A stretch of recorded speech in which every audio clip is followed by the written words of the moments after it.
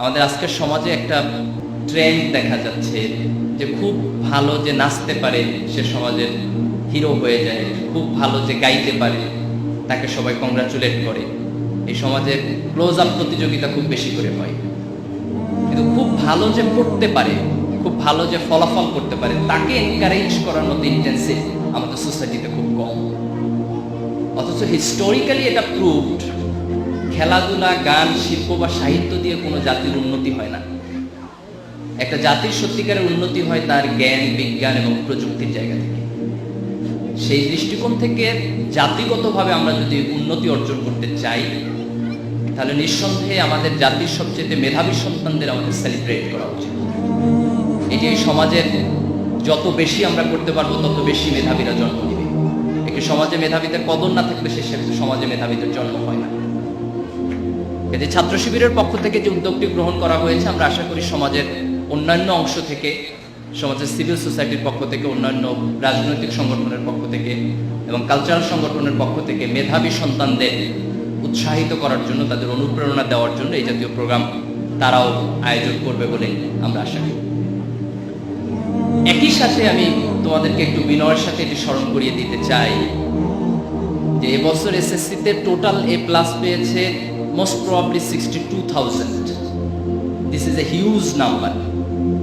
আমি আমার বাপ দাদাদের কাছে গল্প শুনছি যে একটা সময় ছিল যখন এসএসসি পাস করলে কেউ কাউকে দেখতে যেত যে অমুক পরিবারের ছেলেটা এসএসসি পাস করেছে। মানে at that very time literacy rate খুব কম ছিল, এসএসসি পাস করাকে অনেক বড় কিছু বলে মনে করতো। আর এখন তোমাদের বোধহয় এই অভিজ্ঞতাটা হয়েছে যে A+ পাওয়ার পরও কেউ আসলে খুব বেশি একটা চোখ তুলে তাকায় না যে A+ পাইছে। এত বেশি A+ এর ভিড়, হাঁটতে গেলে যে কোন জায়গায় গায়ে ধাক্কা লাগে এর কোনো হিসাব কিতাব নাই। বরং A+ না পাইলে তোমার দিকে এমন একটা দৃষ্টিতে জাগাবে তুমি একটা গাধাগরু টাইপের কিছু একটা, A+ মোটেও পাও নাই। মানে ইউ মাস্ট আন্ডারস্ট্যান্ড যে এখন A+ পাওয়াটা এটাও একটা সিম্পল জায়গায় এসে নেমে এসেছে। তোমার জীবনের এটা মাত্র শুরু, এরপরে আরো অনেক লম্বা সময় আছে। আমাদের ভালো শিক্ষা প্রতিষ্ঠানগুলোতে, বুয়েটে, মেডিকেলে, ঢাকা বিশ্ববিদ্যালয়ে টোটাল ছাত্রদের যে সিট সংখ্যা, যে অ্যাকোমোডেশন সংখ্যা, তার তুলনায় A+ এর সংখ্যাটা অনেক বেশি। কাজে তোমরা যদি কেউ মনে করো যে তোমার জীবনের এই সফলতা মানে তুমি একেবারে হিমালয় পর্বতের চূড়ায় উঠে গেছো কিংবা জান্নাতের একেবারে কাছাকাছি চলে গেছো, তাহলে তোমার এই ধরনের ধারণাটা ঠিক হবে না। তুমি মাত্র একটা স্ট্রাগল শুরু করলাম, তোমার সামনে আর একটা মহা সমুদ্র পড়ে আছে। এই সমুদ্রে একটু একটু করে তোমাকে পাড়ি দিতে হবে। তোমার নষ্ট হয়ে যাওয়ার সম্ভাবনা সবসময় থাকবে। একটা ছেলে এসএসসিতে A+ পাইছে তার মানে এই না যে সে ইন্টারমিডিয়েটে ফেল করতে পারবে না, বা ইন্টারমিডিয়েটে 2 পাইতে পারবে না, 3 পাইতে পারবে না। সে একটু পড়াশোনা না করলেই হবে, খুব ইজিলি কিন্তু সেইটা হইতে পারে। কিন্তু তুমি যদি আবার ইন্টারমিডিয়েট A+ পাইতে চাও তাহলে তোমাকে অনেক পরিশ্রম করতে হবে। ইন্টারমিডিয়েট A+ পাওয়ার পর তোমাকে ভর্তি পরীক্ষায় আরো অনেক বেশি পরিশ্রম করতে হবে। আমি আমার ব্যক্তিগত জীবনে ঢাকা বিশ্ববিদ্যালয়ে অধ্যয়ন করতে গিয়ে, বিভিন্ন সময় সাংগঠনিক দায়িত্ব পালন করতে গিয়ে, অনেকগুলো কোচিং সেন্টারের সাথে সংশ্লিষ্ট থাকার কারণে এটি দেখেছি যে একটা ছেলে এসএসসিতে অনেক ভালো রেজাল্ট করেছে, but he lost himself in SSC. একটা ছেলের এসএসসি এবং ইন্টারমিডিয়েটের ব্যাকগ্রাউন্ড এক্সেলেন্ট, বাট ভর্তি পরীক্ষায় ভালো রেজাল্ট করেনি, অথবা ভর্তি পরীক্ষা অনেক ভালো সাবজেক্টে চান্স পেয়েছে, তারপরে সে নষ্ট হয়ে গেছে। এইটা প্রত্যেকটা সময়ে একটা নতুন স্ট্রাগল তোমাকে শুরু করতে হবে। তুমি যখন খুব আনন্দিত হচ্ছ তখন তুমি উদ্বেলিত হচ্ছ, এটা মানুষের স্বাভাবিক বৈশিষ্ট্য। আবার যখন তুমি ব্যর্থ হচ্ছ তখন তুমি কষ্ট পাচ্ছ, এটাও মানুষের স্বাভাবিক বৈশিষ্ট্য। অসাধারণত্ব হচ্ছে এই জায়গায় যে কোনো আনন্দই তোমাকে সীমানা ছাড়া উদ্বেলিত করবে না, আবার কোনো ব্যর্থতাই তোমাকে এতটা হতাশ করে দিবে না যে তুমি শেষ হয়ে গেছো। বরং প্রত্যেকটা সফলতার পর আবার নতুন করে তুমি সফলতার জন্য যাত্রা শুরু করবা, এবং প্রত্যেকটা ব্যর্থতার পরে তুমি আবার নতুন করে সফলতার স্বপ্ন দেখবা। মানুষের জীবনে ব্যর্থতা আসবে না এরকম কোনো মানুষ নাই, আবার এমন কোনো মানুষ নাই যে পরিশ্রম না করলে সফলতা পাবে না। But you have to try at each and every stage of your life. SSC is a stage of life, it is a very important stage. তুমি এই জায়গাটাতে অনেক ভালো করেছো, এই জন্য তোমাকে congratulation. But you must mind it, this is the beginning. You must mind it, this is the beginning, this is the very very beginning. তোমার সামনে অনেক লম্বা একটা রাস্তা আছে।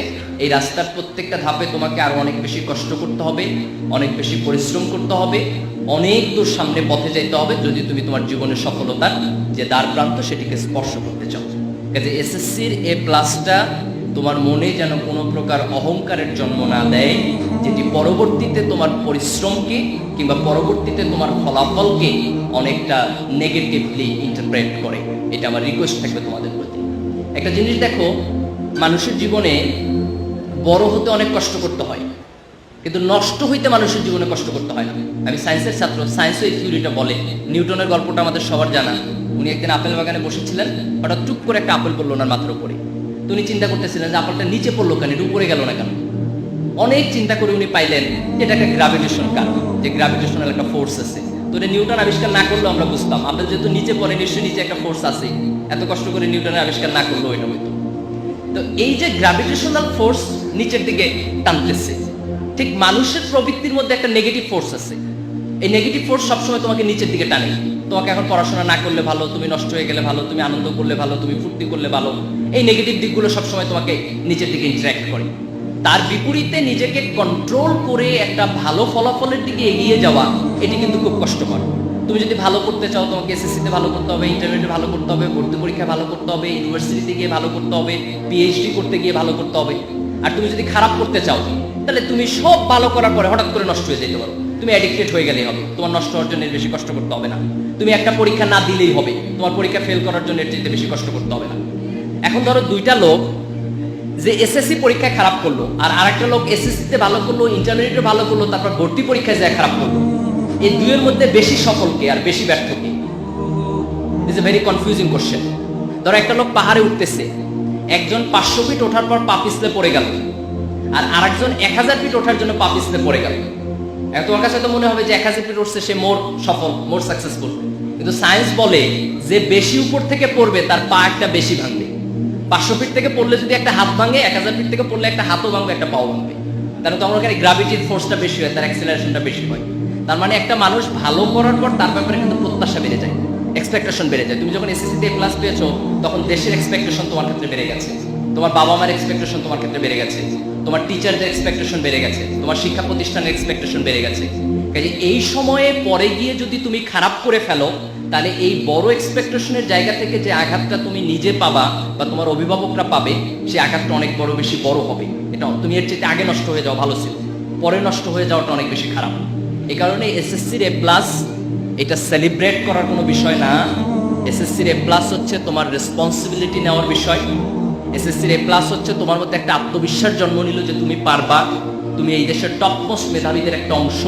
তুমি যদি পরিশ্রম করো, তুমি যদি যোগ্যতা প্রমাণের জন্য চেষ্টা করো, তাহলে তুমি তোমার জীবনের শেষ পর্যন্ত এ প্লাস পেয়ে যেতে পারবা। এই কনফিডেন্সটাকে সামনে রেখে তোমরা তোমাদের সামনের একাডেমিক দিকগুলো, তোমাদের পড়াশোনার দিকগুলো, এগুলো নিয়ে তোমরা সামনে অগ্রসর হবা, এটি আমরা আশা করতেছি। আমরা এখন যে সময় বসবাস করি, এটাকে 21st সেঞ্চুরি বলে, তোমরা জানো, গ্লোবালাইজেশনের যুগ। গ্লোবালাইজেশন শব্দটা শুনতে খুব চমৎকার লাগে। সাধারণত গ্লোবালাইজেশন বলতে মিন করা হয় যে পুরো পৃথিবীটা অনেক ছোট হয়ে গেছে। এটা একটা গ্লোবাল ভিলেজের মতো, একটা গ্রামের মতো। একটা সময় ছিল যে মানুষ গ্রাম থেকে ঢাকা শহরে আসলে তার সাথে যোগাযোগ করতে 3 দিন লাগতো। আর এখন তুমি ইউনাইটেড স্টেটসে বসে আছে, তুমি সাথে সাথে তার সাথে ফোনে কথা বলতে পারতেছো, ইন্টারনেটে চ্যাট করতে পারতেছো, লাইভ তার ছবি দেখতে পারতেছো। অর্থাৎ টেকনোলজি পৃথিবীটাকে অনেক কাছাকাছি করে দিয়েছে, অনেক ছোট করে দিয়েছে।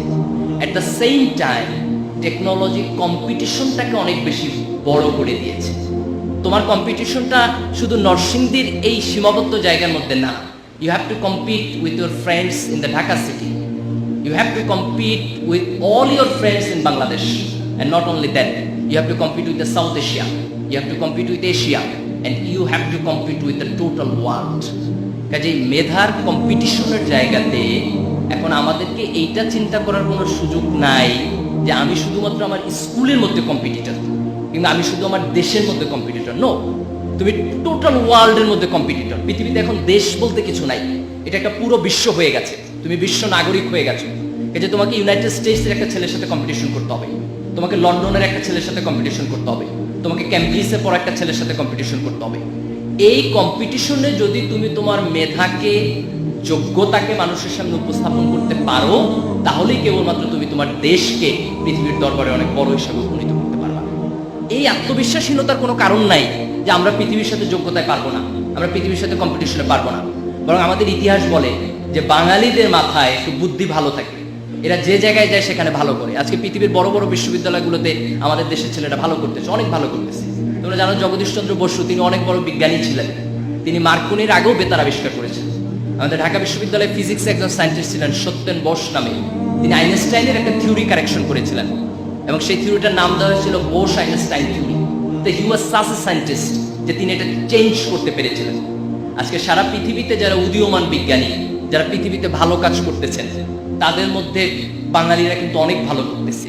দিস প্রুভস যে গ্লোবালাইজেশনের কন্টেস্টের যুগেও আমরা যদি আমাদের মেধা দিয়ে সাহস করে পৃথিবীর এই বাউন্ডারিটা অতিক্রম করার চেষ্টা করি, তাহলে আমরা এটা পারব। দেখো, বাংলাদেশ থার্ড ওয়ার্ল্ডের একটা কান্ট্রি, একেবারে দরিদ্র একটা দেশ, এবং আরো একটা বাংলাদেশের বৈশিষ্ট্য যেটা এখনকার পৃথিবীতে খুব প্রাসঙ্গিক হয়ে উঠেছে, সেটা হচ্ছে বাংলাদেশ মুসলিম মেজরিটি কান্ট্রি। সারা পৃথিবীতে 1/11-এর পরে, 9/11-এর পরে যে ওয়ার এগেন্স্ট টেরোরিজম চলতেছে, তার একটা পার্ট হচ্ছে মুসলিম মেজরিটি কান্ট্রিজের বিপক্ষে ইউনাইটেড স্টেটসের একটা মিলিটারি আগ্রাসন। আমরা সেটা আফগানিস্তানে দেখেছি, এর আগে আমরা ইরাকে দেখেছি, এখন সেটা পাকিস্তান পর্যন্ত এসেছে, সাবকন্টিনেন্ট পর্যন্ত এসেছে।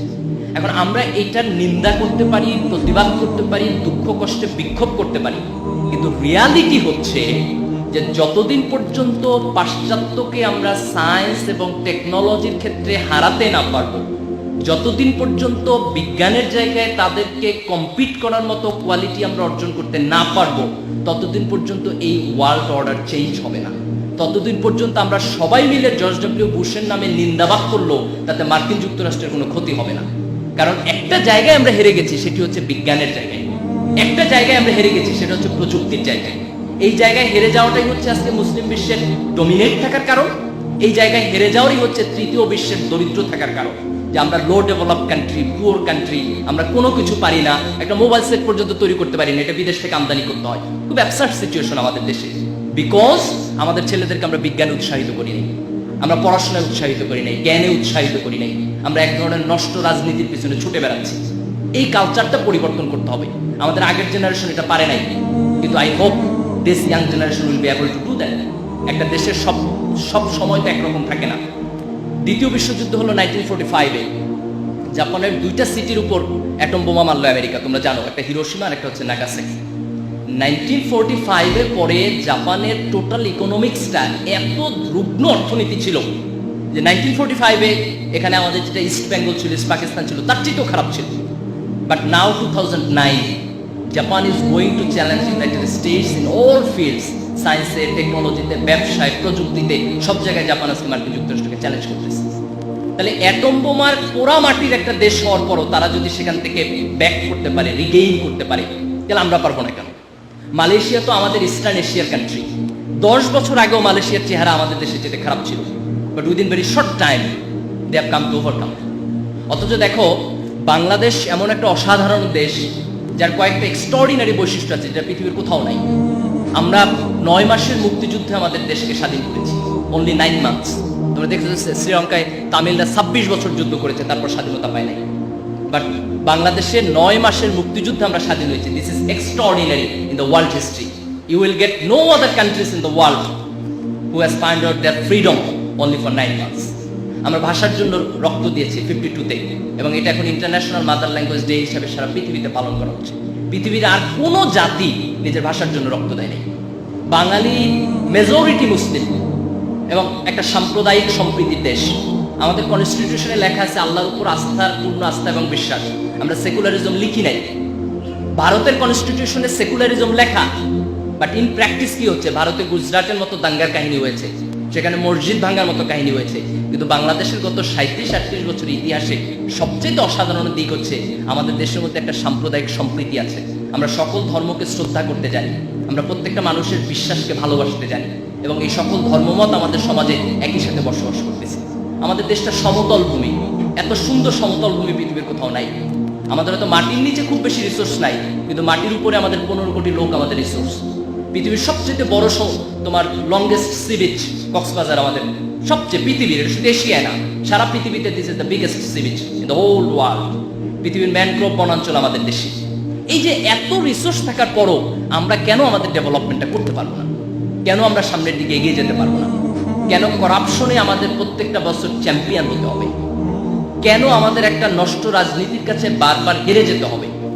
স্বাধীনতার পরে যে জেনারেশন এই দেশকে নেতৃত্ব দিয়েছে, they are completely failure to give the পথ, অ্যান্ড উই এক্সপেক্ট এই দেশের তরুণ প্রজন্ম, এই যে এবার 62,000 A+ পেয়েছে, এই সোনার সন্তানরা যদি এই দেশকে ভালোবাসতে জানে, যদি তাদের নিজেদের জীবনে এই দেশের ব্যাপারে একটা সততা থাকে, একটা দেশপ্রেম থাকে, এবং গ্লোবালাইজেশনের যুগে নিজের যোগ্যতা দিয়ে যদি সে কম্পিটিশন করে টিকে যেতে পারে, তাহলে উই হোপ এই জেনারেশনের হাত দিয়ে আমরা এমন একটি বাংলাদেশ গড়তে পারবো যে বাংলাদেশ অতীতের ব্যর্থতা কাটায় উঠবে, যে বাংলাদেশ তৃতীয় বিশ্বের একটা দরিদ্র দেশ হিসাবে পৃথিবীর কাছে পরিচিত হবে না, বরং একটি আত্মমর্যাদাপূর্ণ উন্নত দেশ হিসাবে পৃথিবীর দরবারে তার মর্যাদায় নিয়ে সামনের দিকে এগিয়ে যাবে। আমরা বিশ্বাস করি আগামী 10-20 years, after 20 years, this generation will be in the leadership of this country. 20 বছরের মধ্যে এখনকার ইয়াং জেনারেশন এই দেশের নেতৃত্বে যাবে। এই ইয়াং জেনারেশন যদি তার প্যাট্রিয়টিজম ঠিক রাখতে পারে, এই ইয়াং জেনারেশন যদি তার কোয়ালিটি ঠিক রাখতে পারে, তাহলে এই ইয়াং জেনারেশনের হাত ধরে আমরা এমন একটি দেশ নির্মাণ করতে সক্ষম হব, যেই দেশ এদেশের মুক্তিযোদ্ধাদের স্বপ্ন ছিল, যেই দেশ মুক্তিযুদ্ধের আগেও এই দেশে যে স্বাধীনতা আন্দোলন হয়েছে, ব্রিটিশ বিরোধী আন্দোলন, এই আন্দোলনে যারা অংশগ্রহণ করেছে তাদের যে স্বপ্নের স্বাধীনতার স্বপ্ন ছিল, সেই স্বপ্নটা আমরা বাস্তবায়ন করতে সক্ষম হব বলে আমার বিশ্বাস। দ্বিতীয় কথা হচ্ছে, আমরা যে সময়টাতে বসবাস করছি, এই সময়টা খুব দ্রুত চেঞ্জ হচ্ছে। এখনকার জেনারেশনটা খুব ফাস্ট হয়ে যাচ্ছে। এই ফাস্ট হওয়ার একটা ভালো দিক আছে আর একটা খারাপ দিক আছে। একটা ভালো দিক হচ্ছে এখনকার জেনারেশন আগের চাইতে অনেক বেশি জানে, অনেক বেশি বুদ্ধিমান, অনেক বেশি স্মার্ট, অনেক বেশি ফ্যাশনেবল। এইটার একটা নেগেটিভ দিক হলো আমরা খুব র্যাপিড ওয়েস্টার্নাইজেশনের দিকে যাচ্ছি। একেবারে চোখ বন্ধ করে পাশ্চাত্যের সংস্কৃতিকে আমরা অ্যাডপ্ট করছি। আমাদের কাছে মনে হচ্ছে যা কিছু পাশ্চাত্যের তা কিছু স্মার্ট, যা কিছু ওয়েস্ট তা কিছু ফাস্ট, তাই হচ্ছে আমাদের জন্য ভালো। আমি ব্যক্তিগতভাবে এই মতের সাথে কিছুটা দ্বিমত করি। পাশ্চাত্য সভ্যতাকে যারা খুব বেশি গভীরতা নিয়ে দেখেছেন, যারা পাশ্চাত্য সভ্যতার ভিতরের উদাহরণগুলোকে দেখেছেন, তারা অনেকেই এটার ব্যাপারে একমত হবেন যে পাশ্চাত্য সভ্যতার সব কালচারকে বিনা দ্বিধায় আমাদের গ্রহণ করার মধ্যে আমাদের সমাজের একটা ভয়ঙ্কর অবনতি বা একটা ভয়ঙ্কর পতন এটার মধ্যে রয়ে গেছে। আমাদের বোধহয় পাশ্চাত্য সমাজের কালচারকে বা আল্ট্রা মডার্নিজমকে একটু রয়ে সয়ে গ্রহণ করা উচিত। প্রাচ্য এবং পাশ্চাত্যের সমাজের মধ্যে একটা মৌলিক পার্থক্য আছে। প্রাচ্যের সমাজ অনেক বেশি রক্ষণশীল। আমি রক্ষণশীল শব্দটা বুঝে শুনে ব্যবহার করতেছি, রক্ষণশীলতাকে একটা ভালো শব্দ হিসাবে ব্যবহার করতেছি। প্রাচ্যের সমাজের মধ্যে অনেক বেশি রক্ষণশীলতা আছে, এখানে ফ্যামিলি স্ট্রাকচার আছে। এখানকার ছেলেরা বাবা মাকে শ্রদ্ধা করতে জানে, এরা অভিভাবকদেরকে সালাম দিতে জানে, এরা তাদের জীবনে এক ধরনের রুলস এবং রেগুলেশন মেনটেন করতে অভ্যস্ত। তার তুলনায় পাশ্চাত্যের সমাজ ব্যবস্থার মধ্যে এই রক্ষণশীলতার স্ট্রাকচারটা তারা ভেঙে ফেলেছে। তার পক্ষে পাশ্চাত্যে আমরা সেক্সুয়াল অ্যাবিউজ অনেক বেশি দেখবো, অ্যাডিকশন অনেক বেশি দেখবো, ফ্যামিলি সিস্টেমটা অনেক বেশি ব্রেকডাউন করে গেছে পাশ্চাত্য সমাজে। তোমরা মাঝে মধ্যে এটা দেখবা যে লন্ডনের সোসাইটিতে বা আমেরিকার সোসাইটিতে দেখা একটা স্কুল চলতেছে, সেখানে হঠাৎ করে কেউ ঢুকে গুলি করে 10 জনকে মেরে ফেলেছে এবং আফটার দ্যাট সে নিজেও আত্মহত্যা করেছে। এরকম সেভারাল ইনসিডেন্টস কিছুদিন পর পরে আমরা বিভিন্ন সমাজ ব্যবস্থার মধ্যে দেখি। এখন প্রশ্ন হচ্ছে যে তারা এটা কেন করতেছে? সে নিজেও আত্মহনন করতেছে, ওয়াই? তাদের সায়েন্টিস্টদেরকে জিজ্ঞেস করা হলো, সোশ্যাল সায়েন্টিস্টদেরকে জিজ্ঞেস করা হলো, তাদের সমাজবিজ্ঞানীরা এটা বলতেছেন যে এই যে মানুষগুলো ক্রাইমের সাথে জড়িত হয়ে গেছে, এই মানুষগুলো সাইকোলজিক্যালি তারা ফিট না, সাইকোলজিক্যালি আনফিট হয়ে গেছে। আনফিট হওয়ার কারণ কি? কারণ হচ্ছে এরা ছোটবেলা থেকে একটা অ্যাবনর্মাল লাইফ লিড করেছে। কারো বাবা আছে মা নাই, কারো মা আছে বাবা নাই। পাশ্চাত্যে ব্রোকেন ফ্যামিলির সংখ্যা খুব বেশি, খুব নিঃসঙ্গতার মধ্যে দিয়ে সে বড় হয়েছে।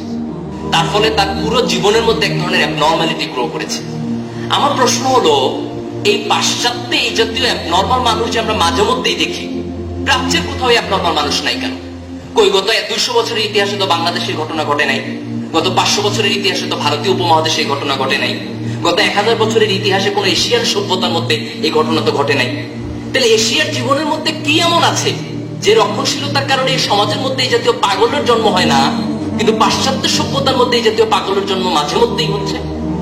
এই প্রশ্ন উত্তর যদি আমরা খুঁজতে চাই, তাহলে আমরা একটা জিনিস দেখবো, সেটি হচ্ছে ধর্ম, religion that has made a difference between the East and West.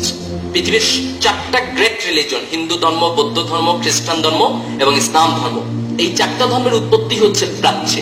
যদিও যীশু খ্রিস্টকে এখন পাশ্চাত্যের বলে, কিন্তু তার জন্ম হচ্ছে বেথেলহেমে, সেটাও কিন্তু প্রাচ্যেরই একটা নগরী। এই চারটা ধর্ম প্রাচ্যের থাকার কারণে প্রাচ্যের জীবন ধারণ প্রক্রিয়ার মধ্যে এক ধরনের ধর্ম কিংবা প্রকৃতি রয়ে গেছে। তারা ন্যাচারকে শ্রদ্ধা করতে জানে, তারা ধর্মীয় বোধকে তাদের নিজের জীবনে পালন করতে জানে। ওয়েস্ট যেটা করেছে যে তারা যখন মডার্নিজমের দিকে গেল, তখন একটু একটু করে তারা ধর্মের বোধগুলোকে তাদের নিজের জীবন থেকে ছড়াই দিল। তার ফলে তাদের ফ্যামিলি সিস্টেমটা ব্রেকডাউন করলো। তারা প্রথমে মনে করেছে যে এই ফ্যামিলি সিস্টেম ব্রেকডাউন করাটা তাদের এক ধরনের মডার্নিজম, তারা খুব বেশি ডেভেলপ করে ফেলবে।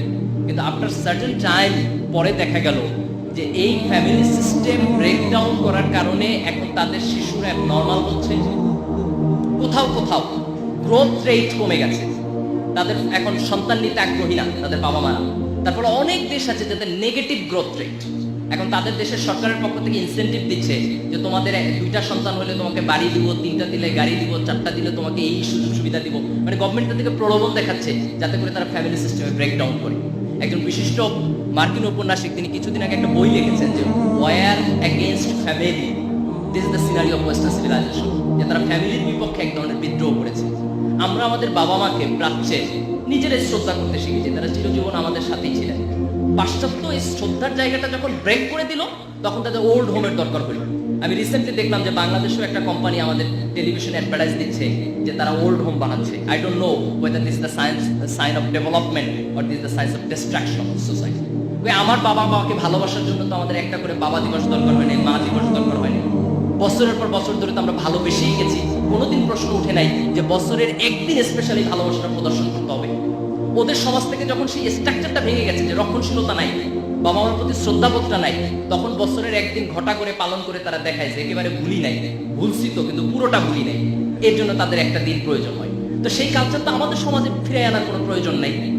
আমাদের সমাজের যে সামাজিক বেষ্টনীর মধ্যে ভালোবাসা দিয়ে আমরা আমাদের সম্পর্কগুলোকে রক্ষা করেছি, সেই সম্পর্কগুলোকে ভেঙে দিয়ে আমরা আজকে যে ওয়েস্টার্ন সোসাইটি করতেছি, এই ওয়েস্টার্ন সোসাইটিটা আমাদেরকে একটা ভয়ঙ্কর নেগেটিভ দিকে নিয়ে যাবে।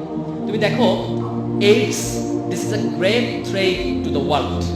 স্ট্যাটিস্টিক্স বলে পৃথিবীর মুসলিম মেজরিটি কান্ট্রিগুলোতে এইডসের পরিমাণ কম, বিকজ এখানে এক ধরনের সামাজিক রক্ষণশীলতা আছে যেটা তাকে অন্য ধরনের রিলেশনশিপ এস্টাবলিশ করার ক্ষেত্রে বাধা দিচ্ছে। কিন্তু তুমি ওয়েস্টে যাও, আফ্রিকায় যাও, আফ্রিকায় 2 জন মানুষের মধ্যে একজন এইডস আক্রান্ত, 2:1। United States and Europe has been suffering from this fever, excellently suffer করতেছে, ভিগারাসলি সাফার করতেছে। এখন আমরা তৃতীয় বিশ্বের দেশ, আমাদের দেশে যদি এই প্রবলেমগুলো আসে তাহলে এগুলো আমরা ট্যাকেল করতে পারবো না। ওরা এইডসের বিপক্ষে, এইডসের বিরুদ্ধে কোটি কোটি ডলার ইনভেস্ট করতেছে, but we are poor country, we do not have such money. আমাদের যে ধর্মীয় রক্ষণশীলতা আছে এইটি আমাদেরকে এইডসের বিরুদ্ধে আমাদেরকে সংগ্রাম করার জন্য একটা প্রেরণা দিচ্ছে। কিন্তু আমরা যদি এই রক্ষণশীলতাকে ভেঙে ফেলি, তাহলে আমাদের পক্ষে এই এপিডেমিক ফর্মেটে যখন এগুলো চলে আসবে, একটা মহামারীর মতো চলে আসবে, তখন এটাকে প্রোটেক্ট করা, এটার বিপক্ষে দাঁড়ানো, এটা কিন্তু আমাদের পক্ষে সম্ভব হবে না। আমাদের সোসাইটিতে এখন একটা ফ্যাশন তৈরি হয়েছে। কেউ কেউ মনে করে যে একটা শপথ লিখে দেখলে মানুষ সৎ হয়ে যাবে, কেউ কেউ মনে করে যে ব্যান্ডের সঙ্গীতে না বলে চিৎকার চেঁচামেচি করলে আর কেউ অ্যাডিক্টেড হবে না। বাট আই ডোন্ট নো যে এই গান গাওয়ার মধ্য দিয়ে আসলে অ্যাডিকশন থেকে মানুষকে বাঁচানো যায় কিনা। বরং লক্ষ্য করলে দেখা যাবে যে মাদক থেকে মুক্ত করার জন্য যারা গান গায় ওদের 50% addicted, most of them are addicted. এখন addiction is a great problem to our young generation, addiction is a great problem to our young generation. আজকে এই যে আমাদের প্রাইভেট ইউনিভার্সিটিগুলোতে আমরা দেখছি যে ইয়াবা কালচার, কিছুদিন আগে আমাদের পত্রপত্রিকায় ব্যাপকভাবে লেখা হচ্ছে। তো আমি বলতেছি যে this is parallel to the modernism. তুমি ব্যান্ড সঙ্গীত শুনবা, নাচানাচি করবা, পাশ্চাত্যের সংস্কৃতির মধ্যে যাবা, আলট্রা মডার্নিজম হবা, ফ্যাশনেবল হবা, অনেক বেশি স্মার্ট হবা, আর মাঝে মধ্যে একটু ইয়াবা খাবা না, হিরোইন খাবা না, গাঁজা খাবা না, এইটা তো হয় না। দুইটা প্যারালাল, একটা করলে আরেকটা করতে হবে। If you go through modernism, you have to go through this. এশিয়ার মধ্যে আত্মহত্যার পরিমাণ 2টা দেশে বেশি, একটা হচ্ছে চায়না আর একটা হচ্ছে জাপান। অ্যান্ড লুক দিস, এই 2টা দেশ হচ্ছে এশিয়ার মধ্যে সবচেয়ে ডেভেলপড কান্ট্রি। তার মানে আমরা যদি ডেভেলপমেন্টের দিকে চাই, যদি সে ডেভেলপমেন্টটা পাশ্চাত্যের কালচার অনুযায়ী হয়, তাহলে এই অ্যাডিকশন বাড়বে, এইডস বাড়বে, আত্মহত্যার পরিমাণ বাড়বে, আমাদের ফ্যামিলি সিস্টেম ব্রেকডাউন হবে, আমাদের সোসাইটিতে করাপশনের পরিমাণ বাড়বে, এবং অ্যাট দ্য লাস্ট মোমেন্ট আমরা আমাদের সোসাইটিকে শেষ পর্যন্ত ধরে রাখতে পারবো না। এই যে উন্নয়নের মরীচিকা পাশ্চাত্যকে দেখে আমরা যদি একই জিনিসটাকে গ্রহণ করি, তাহলে একটা প্রচন্ড ভয়ঙ্কর বিপদের মধ্যে আমাদেরকে চলে যেতে হবে। পাশ্চাত্যের বিজ্ঞানী আমার কোনো আপত্তি নেই, বিজ্ঞান কারো ব্যক্তিগত সম্পত্তি না। একসময় গ্রিকরা সায়েন্স এবং টেকনোলজি ডেভেলপমেন্ট করেছে, তারপর মুসলমানরা গ্রিকদের কাছ থেকে নিয়েছে, তারা নিজেরা ডেভেলপ করেছে, আবার মুসলমানদের কাছ থেকে পাশ্চাত্য নিয়েছে, আবার প্রয়োজনে পাশ্চাত্যের কাছ থেকে মুসলমানরা নিবে। সায়েন্স এবং টেকনোলজি ট্রান্সফারেবল, নলেজ ট্রান্সফারেবল, একজনের কাছ থেকে আরেকজন নিবে। কিন্তু পাশ্চাত্যের বিজ্ঞানকে গ্রহণ করার সাথে, পাশ্চাত্যের জ্ঞান এবং প্রযুক্তিকে গ্রহণ করার সাথে, একই সাথে আমরা যদি পাশ্চাত্যের কালচারকে গ্রহণ করি, একই সাথে যদি পাশ্চাত্যের এই খোলামেলা সংস্কৃতিকে, পাশ্চাত্যের নগ্নতাকে আমরা গ্রহণ করি, পাশ্চাত্যের এই তথাকথিত ফাস্টনেসকে গ্রহণ করি, তাহলে সেইটা আমাদের জীবনে এমন ভয়ঙ্কর অধঃপতন ডেকে আনবে যে আমরা এই পুরো সমাজ ব্যবস্থাকে আর কন্ট্রোল করতে পারবো না। পাশ্চাত্য হয়তো তার নিজের সমাজের মধ্যে এক ধরনের অ্যাডাপ্টেশন তৈরি করে ফেলেছে, কিন্তু ওইটা আমাদের জন্য পরদেশী সংস্কৃতি। আমরা সেই অ্যাডাপ্টেশন তৈরি করতে গেলে আমাদের সামাজিক স্থিতিশীলতার মধ্যে এমন একটা বড় ধাক্কা লাগবে, এমন একটা বড় ভূমিকম্প হবে, সেই ভূমিকম্প আমরা ট্যাকেল দিতে পারবো না। আমাদের সমাজে সেই ভূমিকম্পটা শুরু হয়ে গেছে। আজকে মোবাইল পর্নোগ্রাফি নিয়ে প্রচুর কথাবার্তা হচ্ছে, এখানে অভিভাবকরা আছেন, আমি খুব খোলামেলা বলতেছি, this is the burning issues. আমাদের ছেলে মেয়েদেরকে, আমাদের ছোট ভাই বোনদেরকে মোবাইল ব্যবহারের রেস্ট্রিকশন দেওয়া উচিত। কলেজ পিরিয়ড পার হবার আগে you should not use this. এটা এত জরুরি কিছু না, তুমি এত ভিআইপি মানুষ হয়ে যাও নাই যে তোমার এটা না থাকলে কোনো প্রবলেম হবে। ওর চাইতে মনোযোগ দিয়ে পড়াশোনা করা প্রয়োজন। টেলিভিশন চ্যানেলের ব্যাপারে there should be some restriction. তুমি অবশ্যই বিনোদন দেখবা, কিন্তু দ্যাট ডাজ নট মিন যে আমাদের সমাজের উপর একেবারে ইচ্ছামতো কালচারাল আগ্রাসন হয়ে যাবে। আমরা তো একসময় উর্দুর আগ্রাসনের বিপক্ষে রক্ত দিয়ে যুদ্ধ করেছি, কিন্তু হোয়াট অ্যাবাউট হিন্দির আগ্রাসন? সেটা তো আমাদের সমাজকে এখন আরো বেশি করে দিচ্ছে। তাহলে 52 ভাষা আন্দোলনের একটা দাবি কি এটা না যে বাংলার উপর ইংরেজির আগ্রাসনের ব্যাপারে আমাদের সচেতন থাকতে হবে, বাংলার উপর হিন্দির আগ্রাসনের ব্যাপারে আমাদের সচেতন থাকতে হবে? সেই বোধটা আজকে আসতে হবে, সেই বোধটা আজকে আমাদের মধ্যে আসতে হবে। টেলিভিশন কম দেখতে হবে, টেকনোলজি ব্যবহার করার বিপদের ব্যাপারে সতর্ক থাকতে হবে। এগুলো বাদ দিয়ে আমরা যদি আমাদের তরুণ প্রজন্মকে নষ্ট হতে দিয়ে যেতে চাই, আমাদের আনএমপ্লয়মেন্ট আছে, আমরা চাকরি দিতে পারতেছি না, তার পাশাপাশি যদি নৈতিক অবক্ষয় যুক্ত হয়, তাহলে যে তরুণ প্রজন্মের জন্ম হবে সেটাকে ট্যাকেল করা আমাদের জন্য ভয়ঙ্কর পরিমাণ প্রবলেম হয়ে যাবে।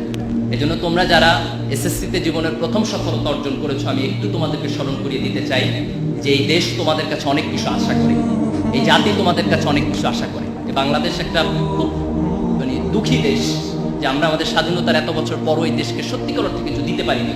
এই দেশের মানচিত্রকে আমরা কিছু দিতে পারিনি, আমাদের ঋণ আছে এই দেশের প্রতি।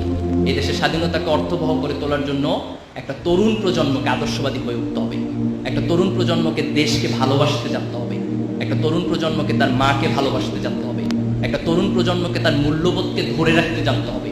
আমাকে বুঝতে হবে অন্ধ অনুকরণের মধ্য দিয়ে পাশ্চাত্যের মূল্যবোধের সবটুকু নিয়ে নেওয়া এটা আমার জন্য এক ধরনের দৈন্যতা, এক ধরনের লজ্জা। প্রাচ্যের সংস্কৃতি পাশ্চাত্যের চাইতে অনেক উন্নত। পাশ্চাত্যের জন্ম হয়েছে সারা পৃথিবীতে লুটপাট করে। তারা আফ্রিকার দাসদেরকে, আফ্রিকার মানুষদেরকে দাস বানিয়ে এবং এশিয়ায় উপনিবেশ স্থাপন করে আজকে পাশ্চাত্যের সংস্কৃতি উন্নত হয়েছে, তাদের ডেভেলপমেন্ট হয়েছে। এই লুটপাট করা পাশ্চাত্যের কাছ থেকে আমাদের জ্ঞান, বিজ্ঞান আর ইতিহাস শিখতে হবে না, বরং প্রাচ্যের ইতিহাস আমাদের কাছে অনেক বেশি ঋদ্ধ, প্রাচ্যের ইতিহাস আমাদের কাছে অনেক বেশি সমৃদ্ধ। সে প্রাচ্যের ইতিহাসের কাছ থেকে বোধহয় আমাদের একটু জীবন দর্শন শেখার প্রয়োজন আছে। এর বাইরে গিয়ে আমরা আমাদের দেশকে একটা কাঙ্ক্ষিত স্বপ্নের দিকে নিয়ে যেতে পারবো না। এটা তরুণ প্রজন্মকে আজ অনেক বেশি চিন্তা করতে হবে। আমাদেরকে একটা জিনিস মনে রাখতে হবে যে মানুষের জীবনের একটা ভ্যালুজ আছে, যে তুমি একটা ভালো কাজ করবা, এটা একটা রিওয়ার্ড তুমি তোমার জীবনে পাবা, হোয়াট এভার ইট ইজ। একটা ছোট হইতে পারে, বড় হইতে পারে। তুমি একটা খারাপ কাজ করবা, এটা একটা রিওয়ার্ড তুমি পাবা। এই পরকালীন রিওয়ার্ড এটা শুধু যে মৃত্যুর পরে হবে বিষয়টা তা না, এটা পৃথিবীতেও হবে। প্রত্যেকটা ভালো কাজে সায়েন্সে যেটা থার্ড ল নিউটনের বলে যে each and every action has its equal and opposite reaction. তুমি দেয়ালকে একটা ঘুষি দিবা, তোমার হাত ফেটে যাবে, দেয়াল রিয়াকশন করতেছে। এইটা যে শুধু বস্তু জগতের ক্ষেত্রে হয় তা না, এটা মানুষের নৈতিকতার ক্ষেত্রে হয়। পৃথিবীর সব ধর্ম তা বলেছে। আমি বলি যে তোমাকে রিলিজিয়াস হইতে হবে, হোয়াট এভার ইউর রিলিজিয়ন। তুমি হিন্দু, তুমি মন্দিরে যাও, তুমি খ্রিস্টান, তুমি গির্জায় যাও, তুমি মুসলমান, তুমি কোরআন পড়ো, তুমি মসজিদে যাও, কিন্তু ধর্মকে বাদ দিয়ে তুমি নৈতিকতা শিখতে পারবে না। পৃথিবীতে কবিতা পড়ে কেউ সৎ হয় না, উপন্যাস পড়ে কেউ সৎ হয় না। তুমি একটা মানুষ দেখাইতে পারবে না যে কোনো সাহিত্য পড়ে সে তার নিজের জীবনের জীবন দর্শন পরিবর্তন করেছে। কিন্তু আমি 1000 পিপল দেখাতে পারবো in the history of the world যারা ধর্মগ্রন্থের কারণে, ধর্মীয় বিশ্বাসের কারণে তার নিজের জীবনের সততা প্রমাণ করেছে। যে ব্যক্তি যে মসজিদে যায়, যে যায় না তার চেয়ে সে ভালো মানুষ। যে মন্দিরে যায়, যে যায় না তার চেয়ে সে ভালো মানুষ। যে গির্জায় যায়, যে যায় না তার চেয়ে সে ভালো মানুষ। পৃথিবীর কোনো ধর্ম মানুষকে অন্যায় শেখায় না, পৃথিবীর কোনো ধর্ম মানুষকে মিথ্যা কথা শেখায় না। পৃথিবীর কোনো ধর্ম মানুষকে নগ্নতা শেখায় না, পৃথিবীর কোনো ধর্ম মানুষকে অশ্লীলতা শেখায় না। কিন্তু তুমি ধর্মের কাছে ফিরে যাও। একটা ধর্মহীন সমাজ করে আমরা মানুষের সমাজ বানাতে পারবো না। আজকে পাশ্চাত্য সমাজ তো মানুষের সমাজ নাই, এটা অমানুষের সমাজ হয়ে গেছে, ভয়ঙ্কর অমানুষের সমাজ হয়ে গেছে। এই ধর্মহীন পাশ্চাত্যের সমাজ যেন আমাদের টার্গেট না হয়। তোমাকে একটা জিনিস মনে রাখতে হবে, তুমি পরিশ্রম করবা, তুমি তার ফলাফল পাবা। তুমি ফাঁকিবাজি করবা, তারও ফলাফল তুমি পাবা। প্রত্যেকটা ভালো কাজের একটা রিওয়ার্ড আছে, প্রত্যেকটা খারাপ কাজের একটা পানিশমেন্ট আছে। আমি দুইটা ধর্মের দুইটা মাইথোলজি থেকে দুইটা কোট করে আমি আমার বক্তব্য শেষ করব। হিন্দু ধর্মের একটা গল্প আছে এরকম, যে তাদের একজন রাজা ছিলেন, তার নাম ছিল গান্ধারী। একটা যুদ্ধে তার অনেকগুলো সন্তান মারা গেছে। তো সে ঈশ্বরকে প্রশ্ন করলো যে, ঈশ্বর, তুমি আমাকে এত বড় পানিশমেন্ট কেন দিলে যে আমার সব সন্তান একটা যুদ্ধে মারা গেল? আমি তো এরকম কোনো অন্যায় করি নাই, আমার যতটুকু মনে পড়ে আমি আমার জীবনে যাতে কোনো সিন, কোনো ক্রাইম আমি করি নাই। ঈশ্বর তাকে বলতেছেন যে তুমি ছোটবেলায় যখন খেলাধুলা করতেছিলে, তোর একদিন খেলার ছলে কিছু প্রজাপতি মেরেছে, এবং প্রজাপতি মেরে তুমি তোমার গলায় মালা বানিয়েছে। বলছে ওই প্রজাপতি মারার পানিশমেন্ট হিসেবে আমি তোমার সন্তানকে এই যুদ্ধ হত্যা করেছি। সে বলছে আমি তো এটা খেলার ছলে করেছি। ঈশ্বর বলতেছে আমিও এটা খেলার ছলে করেছি। This important. সে তার ছোটবেলায় একটা জীবকে হত্যা করেছে, হয়তো বুঝে নাই, but that wrong did punishment হিসেবে তার জীবনে ফেরত এসেছে। বুখারী শরীফে একটা হাদিস আছে যে প্রাচীন আমলের একজন মহিলা ছিলেন, তিনি খুব খারাপ মহিলা ছিলেন। তিনি একদিন রাস্তা দিয়ে যাচ্ছেন, হঠাৎ করে তিনি দেখছেন একটা কুকুর খুব পিপাসার্ত, খুব দয়া হলো কুকুরটা দেখে, এবং তিনি একটা কুয়া থেকে পানি তুলে নিয়ে এসে সে কুকুরটাকে খাওয়ালেন। এবং আল্লাহ রাসূল সে হাদিসে কোট করছেন যে এই যে একটা তৃষ্ণার্ত জীবের প্রতি তার অন্তরে কিছুটা দয়া সৃষ্টি হয়েছে, সেটার কারণে খোদা তার পুরাতন জীবনের সকল গুনাহকে মাফ করে দিয়েছেন। That was a very small ভালো কাজ, খুব ছোট্ট একটা ভালো কাজ, কিন্তু সেই ভালো কাজটা খোদার আরশে গিয়ে অনেক বড় হিসাবে তার কাছে প্রতিদান হিসাবে ফেরত এসেছে। এই যে আমরা আমাদের জীবনে অনেকগুলো কাজ করি, আমরা তো অনেক ভাবি না যে এটার আউটপুট কি হবে, কিন্তু তুমি একটা ছোট্ট ভালো কাজ করো, বিলিভ মি, এই ভালো কাজের প্রতিদান তুমি তোমার জীবনে পাবা। তুমি একটা ছোট্ট খারাপ কাজ করো, এর প্রতিদান তুমি তোমার পাবা, এই জেনারেশনে না হলে নেক্সট জেনারেশনে। কোরআনের একটা ঘটনা এরকম আছে যে মুসা আলাইহিস সালাম যখন খিজির আলাইহিস সালামের সাথে যাচ্ছেন, তখন খিজির আলাইহিস সালাম অনেকগুলো কাজ করেছেন যেগুলোর এক্সপ্লানেশন তিনি বোঝেন নাই, পরে দিয়েছেন। তার মধ্যে একটা কাজ ছিল যে একটা নগরে গিয়ে ওই নগরের মানুষটা তার সাথে দুর্ব্যবহার করেছে, কিন্তু ওর কোনায় তিনি একটা প্রাচীর তুলে দিয়েছেন। তারপরে যখন মুসা আলাইহিস সালাম এক্সপ্লানেশন দিচ্ছে, তখন বলতেছে যে এই প্রাচীরের নিচে কিছুটা গুপ্তধন ছিল, এবং সেই গুপ্তধন হচ্ছে এমন দুটো নাবালক সন্তানের যার বাবা সৎ মানুষ ছিলেন। এই জন্য আল্লাহ তাকে বলেছেন তুমি ওই সৎ মানুষের সন্তানের জন্য এই সম্পদটাকে রেস্ট্রিক্ট করো, এটাকে সংরক্ষণ করো। তার মানে তার বাবার সৎকর্মের জন্য তার সন্তান বেনিফিটেড হচ্ছে। দ্যাট মিনস তুমি তোমার ভালো কাজের রিওয়ার্ড যেমন পাবা, তোমার খারাপ কাজের পানিশমেন্ট হবে। এটা হয় থার্ড জেনারেশনে, না হয় সেকেন্ড জেনারেশনে, না হয় থার্ড জেনারেশনে। এটা যে সবসময় মরণের পরে হবে দ্যাট ইজ নট ইম্পর্টেন্ট। মরণের পর তো হবেই, সেটি পৃথিবীতেও হবে। কিন্তু এই মানুষের জীবন যখন এই ধর্মবোধের জায়গা থেকে, অ্যাকাউন্টেবিলিটির জায়গা থেকে সরে যায়, তখন মানুষের মধ্যে কোনো নৈতিকতা থাকবে না, মানুষের মধ্যে কোনো বোধ থাকবে না, মানুষ বেপরোয়া হয়ে উঠবে। এবং সেই বেপরোয়া মানুষ শিক্ষিত হলেও কিছু যায় আসে না, সে বেপরোয়া মানুষ এ প্লাস পাইলেও কিছু যায় আসে না। কারণ আমাদের সোসাইটি আমরা দেখেছি যে আমাদের অনেক শিক্ষিত মানুষ আজকে করাপশন করছে, অনেক শিক্ষিত মানুষ আজকে দেশের সম্পদকে বিক্রি করে দিয়েছে দেশের বাইরে। এই যে দিস ইজ ইম্পর্টেন্ট যে আমরা গ্লোবালাইজেশনের যুগে আমাদের কোয়ালিটি ডেভেলপ করার পাশাপাশি এই অ্যাকাউন্টেবিলিটির জায়গা থেকে মানুষের প্রতি ভালোবাসা, জীবনের প্রতি ভালোবাসা, জীবের প্রতি ভালোবাসা, এক ধরনের নৈতিকতা বোধ, এক ধরনের ধর্মবোধ, যে কোনো ধর্ম, ফেইথ বেস অ্যাপ্রোচ। তুমি ঈশ্বরকে বিশ্বাস করো, আল্লাহকে বিশ্বাস করো, গডে বিশ্বাস করো, does not matter, but you must believe, you must practice whatever your religion is. You must have the sense of the accountability, যে ভালো কাজ করলে এটা একটা ভালো কিছু পাবা, তোমাকে এটা এনকারেজ করবে। একটা খারাপ কাজ করলে তোমার পানিশমেন্ট হবে, ভয় তোমার মধ্যে থাকতে হবে। এই দৃষ্টিভঙ্গি যখন আমাদের জীবনকে নিয়ন্ত্রণ করবে, তখন সত্যিকার অর্থে আমরা একটা ভালো সমাজ করতে পারবো। আমি আশা করি যে এই তরুণ প্রজন্ম নিঃসন্দেহে আমাদের অতীতের সব ব্যর্থতা থেকে কাটিয়ে উঠে একটা নতুন বাংলাদেশ আমাদেরকে দিবে। আজকে প্রোগ্রাম ইসলামী ছাত্র শিবিরের পক্ষ থেকে, but that does not mean যে তোমাদের সবাইকে ছাত্র শিবির করতে হবে, কিংবা আমরা এই প্রোগ্রামটা ছাত্র শিবির করানোর জন্য করতেছি। নো, আমরা প্রোগ্রামটা এই কারণে করতেছি যে আমরা তোমাদের মেধাকে স্বীকৃতি দিতে চাই এবং তোমাদের সামনের দিনগুলোর দায়িত্ব সম্পর্কে স্মরণ করিয়ে দিতে চাই। You may not agree with me about the function of Chhatra Shibir, কিচ্ছু যায় আসে না তাতে, কিন্তু তুমি বাংলাদেশকে ভালোবাসার ব্যাপারে তোমার সাথে একমত হবা, তুমি সততার ব্যাপারে তোমার সাথে একমত হবা, তুমি তোমার ধর্মের ব্যাপারে তোমার সাথে একমত হবা। কিছু মানুষ যদি তৈরি হয় যারা দেশকে ভালোবাসবে, মানুষকে ভালোবাসবে, সৎ হবে, নিজের ধর্মকে পালন করবে, দিস ইজ এনাফ। এর বাইরে পলিটিক্যাল অ্যাটিটিউড থেকে আমাদের সাথে একমত হইতে হবে, we do not need that. We never expect that একটা সমাজের মধ্যে ডিফারেন্ট পলিটিক্যাল আইডিওলজি থাকবে, থট থাকবে, যে যেটা পছন্দ করবে সেটা করবে। এই গণতান্ত্রিক সমাজের প্রতি আমাদের পূর্ণ আস্থা আছে, কিন্তু আমরা আশা করি এই তরুণ প্রজন্ম অন্তত মানুষকে ভালোবাসার শিক্ষাটুকু পাবে, দেশকে ভালোবাসার শিক্ষাটুকু পাবে, তারা তাদের রিলিজিয়াস বেসড একটা সোসাইটি গড়ে তোলার জন্য চেষ্টা করবে, এবং সেই জায়গা থেকে আমরা সবাই মিলে একটা বাংলাদেশ করব। আমরা এমন কোনো বাংলাদেশ চাই না যেটা আওয়ামী লীগের একার বাংলাদেশ হবে, বিএনপির একার বাংলাদেশ হবে, কিংবা জামাতের একার বাংলাদেশ হবে। আমরা একটা বাংলাদেশ চাই যেটা 15 কোটি মানুষের সম্মিলিত বাংলাদেশ হবে। এই বাংলাদেশ আমরা সবাই মিলে গড়ে তুলব, এই আশাবাদ ব্যক্ত করে, এবং আগামী দিনে তোমাদের কাছ থেকে এই দেশ তার আশা পূর্ণ হবে, এভাবে যোগ্যতা সম্পন্ন হিসেবে তোমরা নিজেদেরকে গড়ে তুলবা, এই আশাবাদ ব্যক্ত করে, এবং আজকের প্রোগ্রাম যারা অর্গানাইজ করেছেন তাদের সবাইকে ধন্যবাদ জানিয়ে আমার বক্তব্য শেষ করছি। আল্লাহ হাফেজ। বাংলাদেশ।